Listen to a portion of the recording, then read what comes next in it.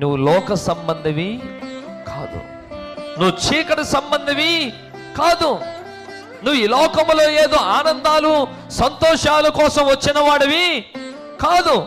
నీవు ఒక పరదేశివి, నువ్వు ఒక విశ్వాస యాత్రికుడివి.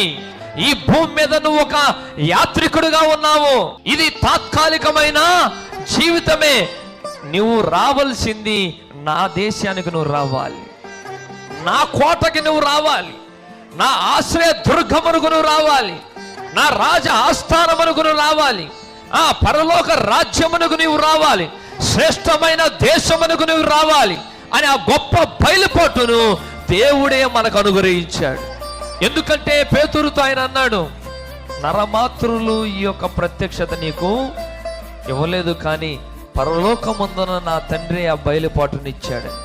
ఆ గొప్ప బయలుపాటు పరిశుద్ధాత్ముడు మన హృదయాలకు ఇచ్చినప్పుడు, అవును నేను ఇలాగా జీవించకూడదు, నేను ఇలాగా సినిమాలు చూడకూడదు, నేను ఇలా వ్యభిచారములు ఉండకూడదు, నేను ఇలా దొంగతనాలు చేయకూడదు, నేను ఇలా మోసము చేయకూడదు, నేను ఇలా అబద్ధాలు మాట్లాడకూడదు.